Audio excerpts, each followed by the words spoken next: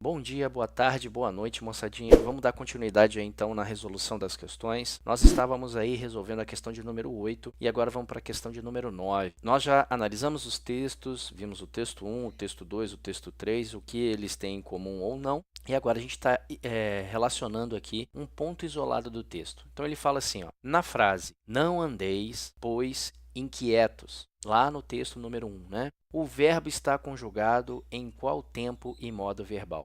Moçada, primeiramente, vamos raciocinar da seguinte maneira. Ele está falando para a gente ali, ó, não andeis. Não andeis é uma ordem. Então, se você parar e pensar, ele está te dando ali uma ordem. Bom, legal. Se ele está te dando uma ordem, significa que você está num modo chamado imperativo. Só que essa ordem, ela veio com uma negativa, tá vendo? Não andeis. Então, é uma ordem negativa. Só por causa disso, nesse conceito, você já entenderia que você está no imperativo negativo. Mas como é que funciona esse imperativo negativo? De onde ele vem? Como ele é formado? Bom, para isso, então, vamos aqui fazer uma revisão rapidinha sobre a formação dos tempos verbais, em específico do imperativo negativo. Moçada, o imperativo negativo ele é formado da seguinte maneira. Você vai pegar todo o presente do subjuntivo em todas as pessoas ali do presente do subjuntivo. Claro, todo mundo sabe que o imperativo, ninguém gosta de dar ordem a si mesmo.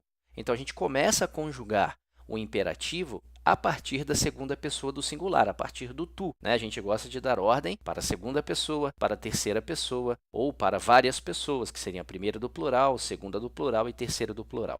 Mas para nós, primeira do singular, nós normalmente não gostamos de receber ordem. Imagine dar ordem a si mesmo. Absurdo, né? Bom, enfim, o que a gente faz? A gente pega todo o presente do subjuntivo de um verbo e apenas coloca a negativa antes dele. Coloca apenas esse advérbio de negação, o não, antes da forma verbal, sem retirar nada dessa forma verbal. Então, vamos aqui só relembrar um pouquinho o conceito de formação dos tempos verbais. O verbo que a gente está analisando ali, ó, é o verbo andar. Esse é o verbo que nós estamos analisando. Existe uma regrinha de formação para o presente do subjuntivo. Como é que eu formo o presente do subjuntivo de um verbo de primeira conjugação? Como assim, professor, um verbo de primeira conjugação? O verbo andar tem como vogal temática dele o a. Então, isso significa que ele é um verbo de primeira conjugação. E para verbos de primeira conjugação, o que é que você vai fazer? Você vai pegar a primeira pessoa do singular do presente do indicativo.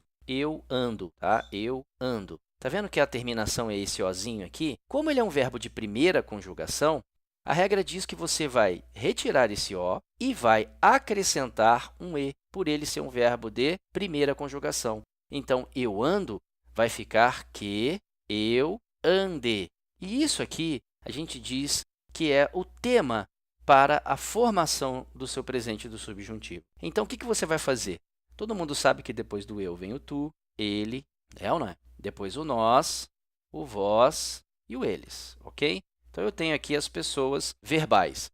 Eu vou repetir essa formação que eu chamei aí de um tema, em todas essas pessoas, tá? Sem discriminação nenhuma. Vou repetir ali cada uma dessas formas verbais. Nossa, professor, mas que estranho, né? Porque ficou que eu ande, que tu ande, que ele ande, que nós ande, que vós ande, que eles ande. Não tem problema, não. É só para você não se esquecer que essa terminação ezinho que você está vendo aí, ela não pode ser mudada. E agora, você vai acrescentar as desinências verbais. Quem são as desinências verbais? Para a segunda do singular, é um S. Para a primeira do plural, é um mos. Tá? É um mos. Para a segunda do plural, é um IS. E para a terceira do plural, é apenas um M. Então, S-mos e S-M. S-mos e S-M. Então, agora o que é que você tem? Que eu ande, que tu andes, que ele ande, que nós andemos, que vós andeis e que eles andem. Pronto, você tem todo o presente do subjuntivo aí formado. O que é que você vai fazer agora? Agora, eu só vou jogar as pessoas que me interessam para formar aí o nosso imperativo negativo. É isso que eu vou fazer. Apenas vou jogar essas pessoas para lá. De que maneira? Seguindo ali a formação. Então, é não andes, tu.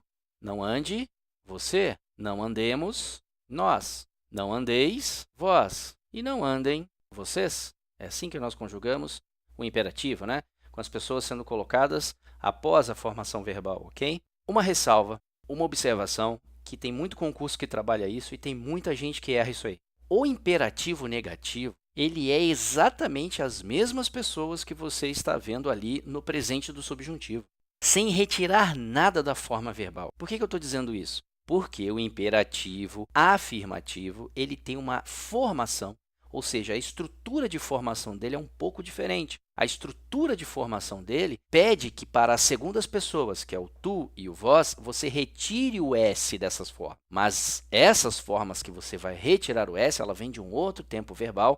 Isso aí é uma outra história para a gente trabalhar em uma outra questão, em formação verbal. O que fica de importante aqui nessa questão? Como é que é formado o imperativo negativo? Pego todo o presente do subjuntivo, que eu já disse para você ali como ele é formado, para um verbo de primeira conjugação, e se for de segunda e terceira conjugação, você vai trocar aquele ozinho pelo a, e depois vai acrescentar as desinências s, mos e sm e formar as suas pessoas no imperativo negativo. Então, mediante essa explicação, mediante esse conceito aqui, nós chegamos na alternativa facilmente, que a alternativa correta aqui é o imperativo negativo, ou seja, a alternativa C. Como eu disse lá no início desse vídeo, se você for pelo conceito de que isso aqui é uma ordem e você está vendo ali um advérbio de negação antes dessa ordem, então beleza, eu sei que eu estou mandando negativamente. Para mandar negativamente, você vai usar o advérbio de negação seguido de uma forma verbal no presente do subjuntivo.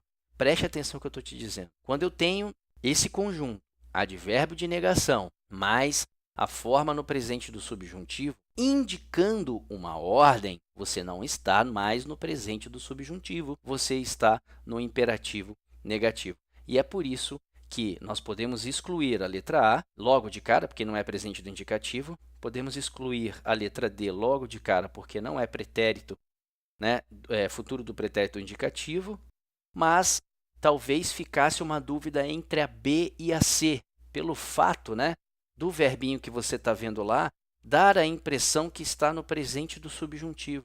Mas aí eu corroboro para você. Tem um advérbio de negação, uma forma que seria o presente do subjuntivo indicando ordem, você não está mais no presente do subjuntivo. Então, agora, você está no imperativo negativo. Beleza? Tranquilo, moçada? Espero ter ajudado aí e qualquer dúvida que você tiver, coloca aí nos comentários que a gente tenta responder ou de uma forma direta através dos comentários ou até mesmo na confecção de um novo vídeo, para que você possa entender melhor. Obrigado aí pela atenção e vamos para a próxima questão desse concurso.